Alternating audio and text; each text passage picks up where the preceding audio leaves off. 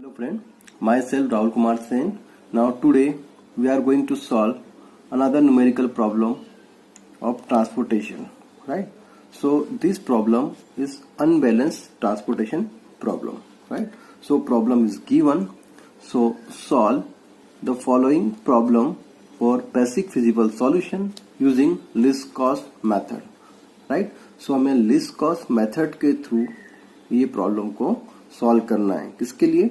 Basic feasible solutions के लिए, right? सो हमारे पास प्रॉब्लम में हमारे पास प्लांट्स हैं A B C and D and warehouses हैं W1, W2, W3, W4 and W5 and इसके बेस पर स्पेसिफिक सप्लाई एंड डिमांड भी अवेलेबल है हमारे पास 3000, 5000, 8250, 3750 एंड डिमांड्स हैं.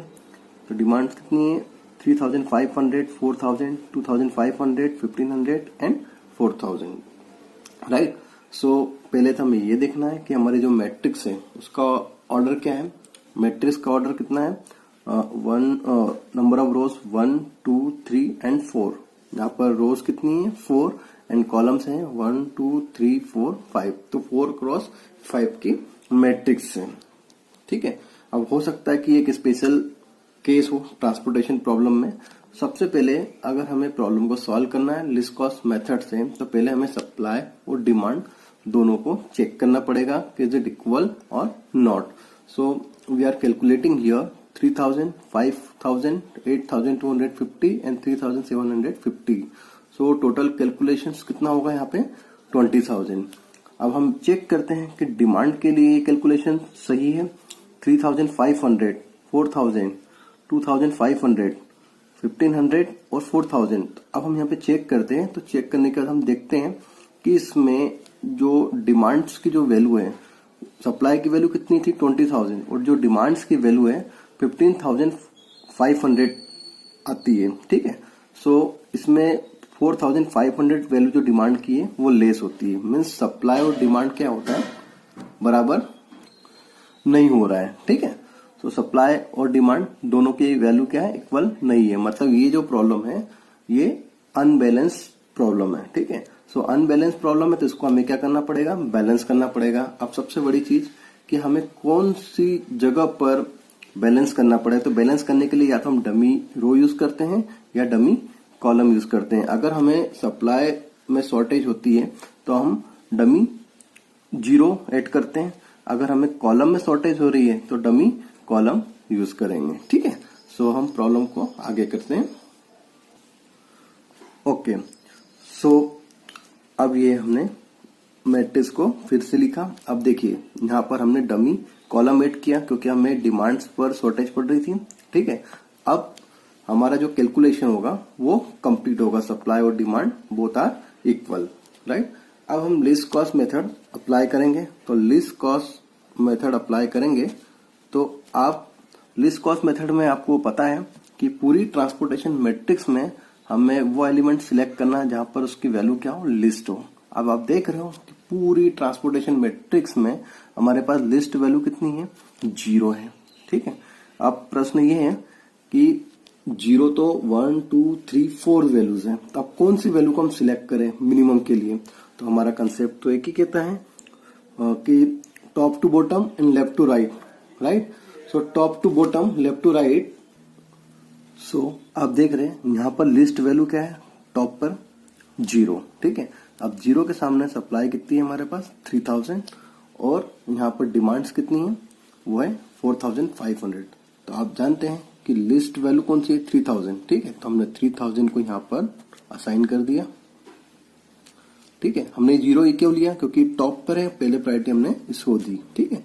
तो 3000 जब यहाँ पर असाइन किया तो यहाँ पर वैल्यू कितनी हो गई? 0. रिमेनिंग वैल्यू यहाँ पर 1500. क्लियर? सो आपकी 0 कैंसिल. अब नेक्स्ट लिस्ट वैल्यू कौन सी है? अभी भी हमारे पास नेक्स्ट लिस्ट वैल्यू क्या है? 0 है. तो अब देखिए सप्लाई पर कितनी है? 1500 और डिमांड्स पर कितनी है? 5000. तो हमने जो least value out of supply and demand हमने 1500 यहाँ पर मेंशन की है, ठीक है. सो ये हो गया आपका 0. तो रिमेनिंग वैल्यू कितने हैं यहाँ पे? 3500. सो आपका ये कॉलम भी कैंसिल हो गया।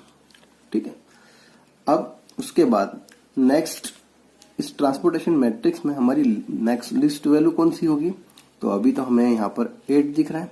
ठीक है, 8 के सामने सप्लाई दिख रहे हैं 8250 एंड डिमांड कितना दिख रहा है आपका 4000। तो देखिए 4000 लिस्ट है और 8250 ज्यादा है, तो हम लिस्ट वैल्यू को असाइन करेंगे यहाँ पर। तो ये हो गया आपका 4000। ठीक है, तो ये हो गया आपका 0। तो रिमेनिंग वैल्यू कितना होता है 4250।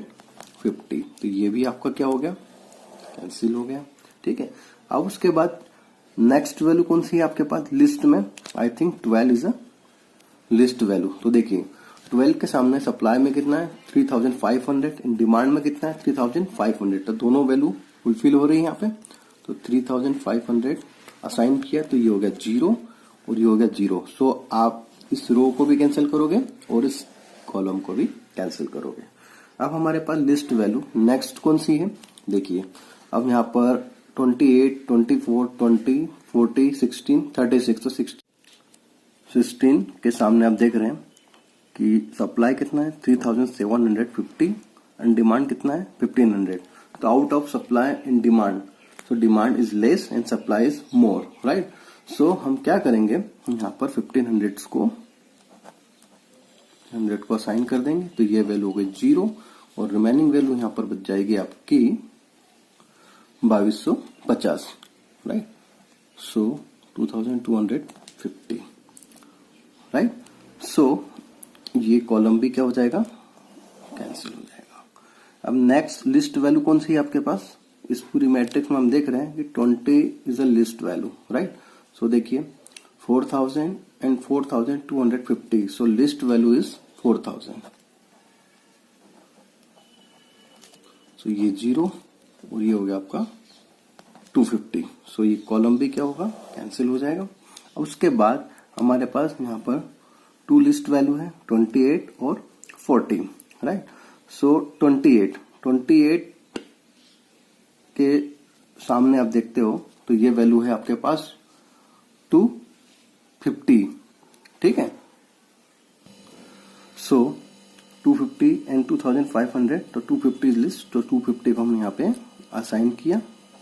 सो ये वैल्यू कितनी हो जाएगी 0 और बाकी यहाँ पे बची आपकी बैलेंस 2250, ठीक है। सो इस तरह ये रो भी कैंसिल हो जाएगी। अब हमारे पास एक ही वैल्यू बची है यहाँ पर, कौन सी 40, राइट। अब 40 के सामने आप देख रहे हो सप्लाई 2250 एंड डिमांड 2250। सो आप इस वैल्यू को यहाँ पे असाइन कर दोगे।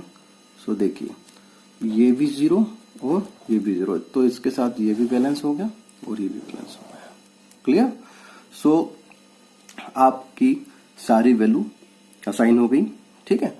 सो अब हमें क्या करना है, टोटल कॉस्ट फाइंड करनी है। तो टोटल कॉस्ट फाइंड करने के लिए हम क्या लिखेंगे यहाँ पे, टोटल कॉस्ट। सो आप टोटल कॉस्ट कैसे देखोगे, देखिए 0 मल्टीप्लाई 3000 प्लस फिर हो जाएगा आपका 12 multiply 3500 plus 0 multiply 1500 plus 8 multiply 4000 plus 28 multiply 250 plus 20 multiply 4000 plus 40 multiply 2250 and plus 16 multiply 1500।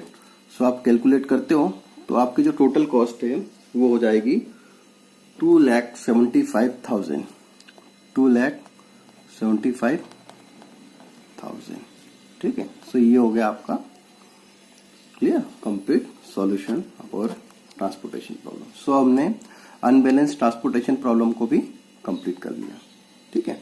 सो अगर आप लोगों ने मेरा वीडियो सब्सक्राइब नहीं किया है तो प्लीज सब्सक्राइब करें। Thank you.